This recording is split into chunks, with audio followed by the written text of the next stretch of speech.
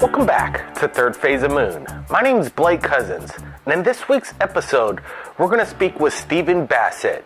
He's in charge and the executive director of the Paradigm Research Group, and is also an exopolitical activist in regards to a 65-year-old cover-up in regards to UFOs and interaction with humans. Thanks for joining us right here at Third Phase of Moon, Stephen. It is great to be with you. Now let's get to it right now, Stephen, and tell us what you're up to in regards to disclosure. It's great to be with you. There's a couple things going on right now, PRG's projects, which are merging together. First, we filed a disclosure petition with the White House in September of 2011 as part of a project that the White House is running called We the People.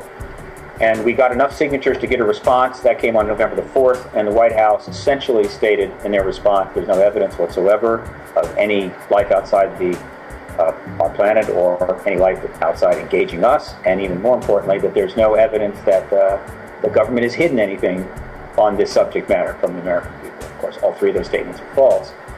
But it's important because they're the first time in history, it's the first time in history when the White House has actually put a position in writing on the extraterrestrial issue, which means we have a target to shoot at. We have something to present to the press and say, here's what the government's position is, here's what the White House position is, here's the evidence. And so for the next 14 months, we have been pounding away at that petition response from the White House. We've submitted 4 more disclosure petitions, which have essentially presented evidence in the petition form contradicting the White House's position. And in a few days, we're going to submit a 6th disclosure petition. You can read all of these petitions at disclosurepetition.info. You can also find the White House response there, or you can find the White House response and the initial petition at the whitehouse.gov website, We the People. And by the way, that initial petition, the others were only up for 30 days because they didn't reach the threshold of signatures for a response. But the first one did, and it's been up on the White House website for all to see worldwide for almost 14 months. This was a significant accomplishment, but we're not done yet. What's going to happen next is PRG is going to launch its most ambitious project ever. It's called the Citizen Hearing on Disclosure of an Extraterrestrial Presence Engaging the Human Race. But the name is Citizen Hearing on Disclosure. It is funded, and it will take place on April 29 to May 3 in Washington, D.C. at the National Press Club. And what Paradigm Research Group is going to do is set up the ballroom of the National Press Club, a very well-known, esteemed institution there in Washington, to look as much as possible like a Senate hearing room, like the one in the Hart Senate building on Capitol Hill. There will be a committee table section for former members of Congress. Not people acting like members of Congress, but former members of the United States Congress. There will be testimony tables, there will be a substantial press sections, and then there will be an audience section that can handle roughly 200 to 250 people. And there will be drapes and flags and all the other bells and whistles. And for 5 days, approximately 40 witnesses will testify for 30 hours and take questions from these former members of Congress who will be acting exactly in the same capacity that they acted when they were serving on committees and in hearings while in Congress. We're going to make it as close as possible. Oaths will be taken, right? Protocols will be followed.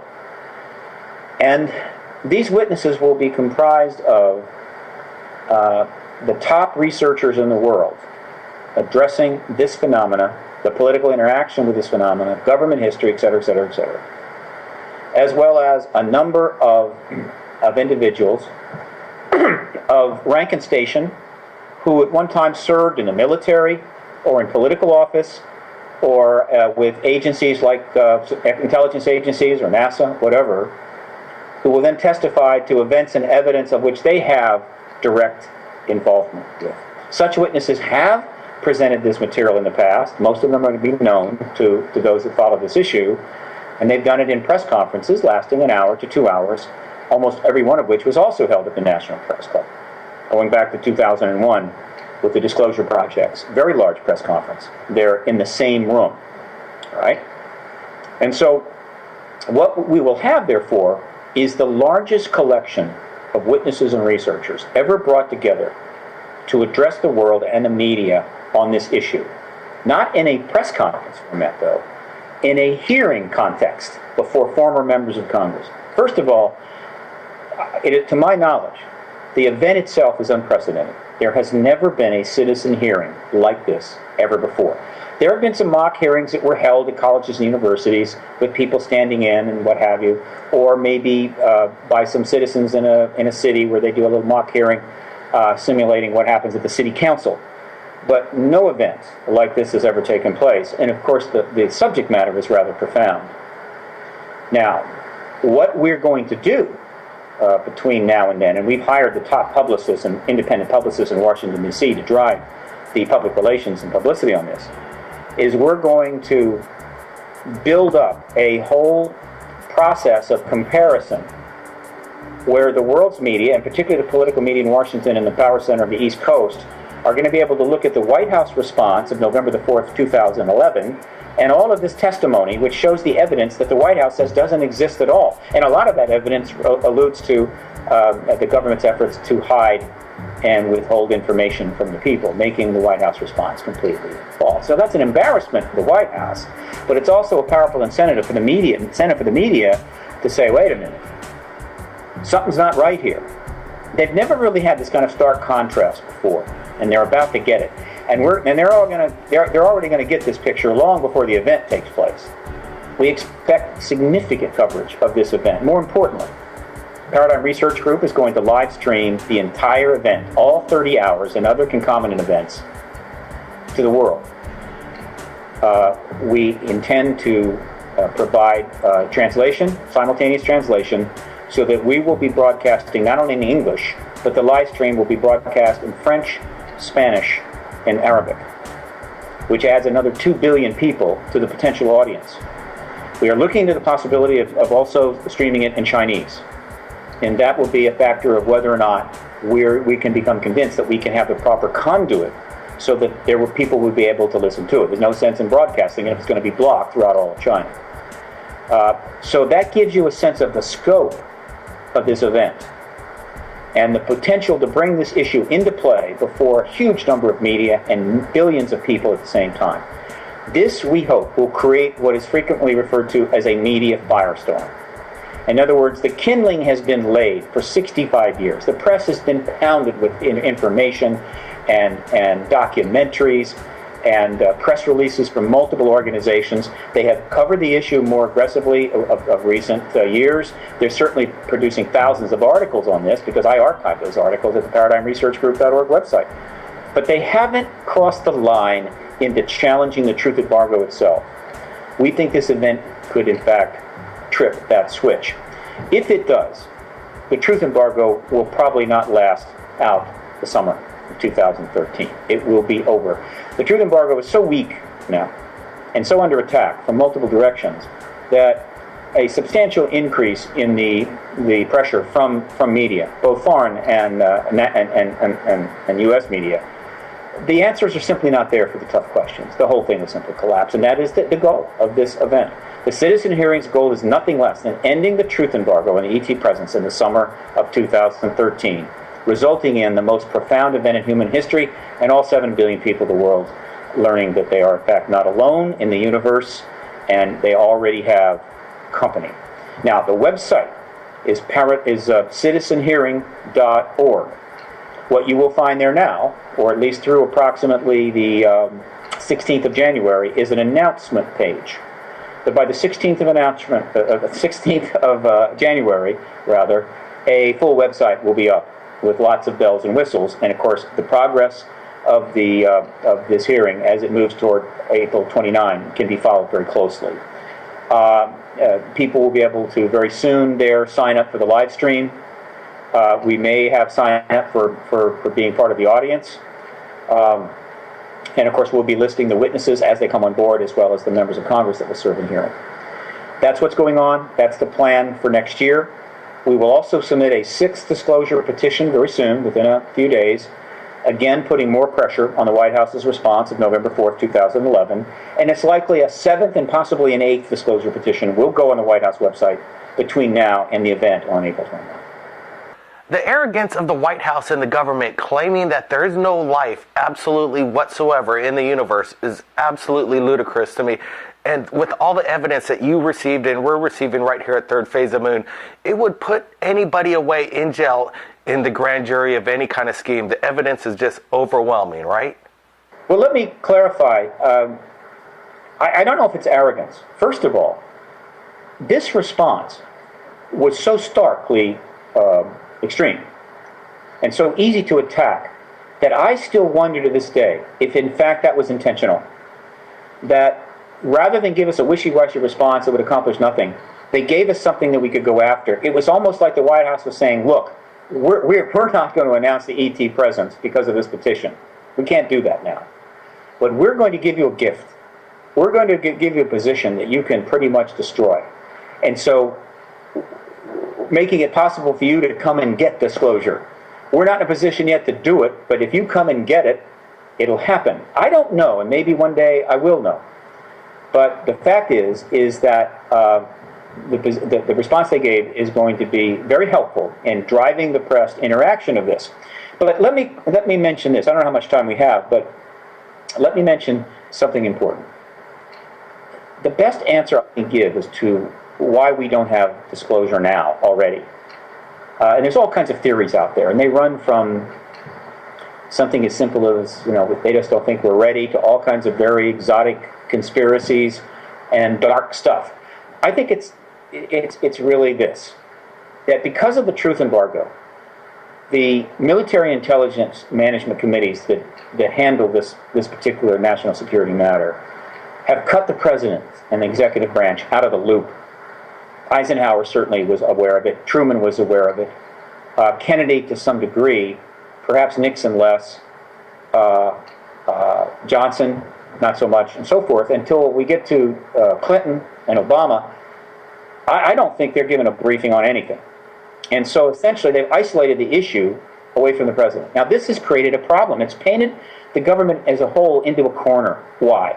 Because the President of the United States cannot walk in front of the American people and say there's ETs here without being able to provide certain key information that will make that point crystal clear, and knowing that they have the support and backing at that time of the military intelligence community. It would be political suicide. However, the military intelligence community, which has the information at some level or another, works for the White House, works for the president. He's the commander-in-chief. The military and the CIA and all of that, they're not a fourth branch of government. They work for the White House. And so the idea that some general or bird colonel is going to go in front of a microphone and say, look, I think it's time for the Department of Defense to tell you the extraterrestrials are here, would be high treason. It would be the end of that career and would create major constitutional questions about how our government's being run. And so they can't do it either. They have boxed themselves out. But you see, there is a simple solution. And this has been the case since the Cold War ended.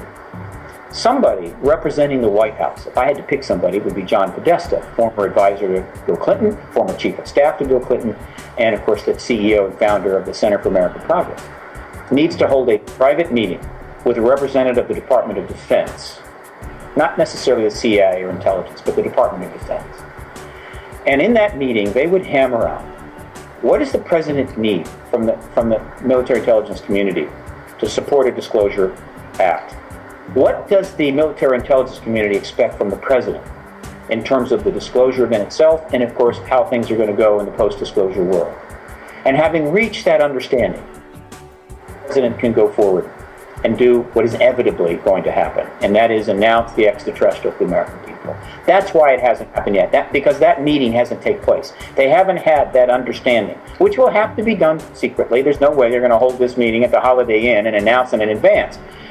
And then once that meeting takes place and agreement is reached, disclosure will follow very, very quickly, because you can't have that kind of thing floating around in the background because it will leak. And so consider all of the projects of Paradigm Research Group and the Exopolitics World Network and World Disclosure Day and the disclosure petition process, and the citizen hearing, and the other projects that have been conducted by other organizations around the world for the last 20 years as part of this international truth movement, having one goal, and that is to persuade, convince, maybe pressure the military intelligence communities of the United States and possibly other nations to hold that private meeting with a representative of their head of state and achieve that understanding, and finally allow the head of state of that country to go before their people and finally announce the ET presence. And lastly, and I, as an American citizen, I feel it's not inappropriate for me to add this, and I add it all the time. The United States government, both the military, the intelligence community, and the White House need to understand that there is a race developing, a kind of disclosure race between the United States and another dozen or so countries. Any one of those countries could announce the extraterrestrial presence tomorrow, and the United States will be, how would you say, following them, right? You know, bringing up the rear and having to, quote, acknowledge after the fact. That is going to have significant impact on our geopolitical standing worldwide. It's going to affect our ability to deal with the post-disclosure questions that will come by the thousands to all of the heads of our agencies and military, as well as, of course, the presidential office. And being second or third or fourth is not going to help. The nation that makes this first announcement is going to achieve a long-lasting historical legacy that's almost incalculable in its value. And so the U.S. has got to understand the world is simply not going to wait indefinitely for us to act. Unless the U.S. government is completely controlling the other 200 nations of the world, which I don't think is the case, one of those nations is going to act first. And so time is running out. I would be perfectly happy if the United States government disclosed the extraterrestrial presence before the citizen hearing in April of this year. We would quickly reconfigure the hearing to reflect a post-disclosure circumstance, making it just as valuable, in my opinion, and very, very interesting, and probably watched even more, and by even more people around the world. No problem. I'd be happy to accommodate that problem, or accommodate that circumstance. So feel free, United States government, to announce the ET presence anytime you want.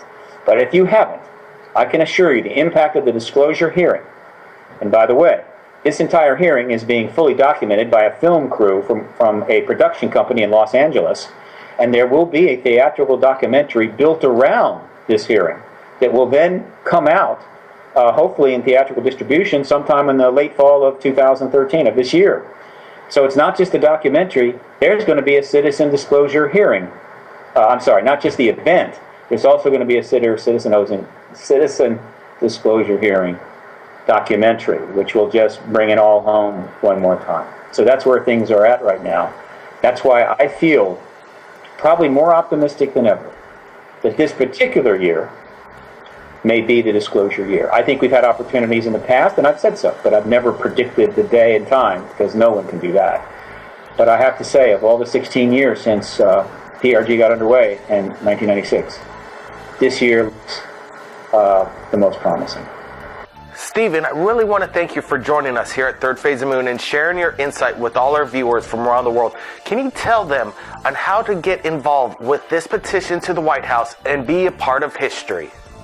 Yes, again, citizenhearing.org, disclosurepetition.info, paradigmresearchgroup.org. And let's do another interview, say in about 2 months, when things are going to be pretty right, most everything in place. And I can update your viewers on what to expect in April. Thanks again, Steve. It's been amazing. Mahalo. Thanks again, Stephen. I also want to thank Dr. John Ellis for setting this interview up with Stephen Bassett. It's been a pleasure, and if you want to make a difference and change the world, get on this petition and send it to the White House so we can get disclosure. My name's Blake Cousins, and we'll see you again next time.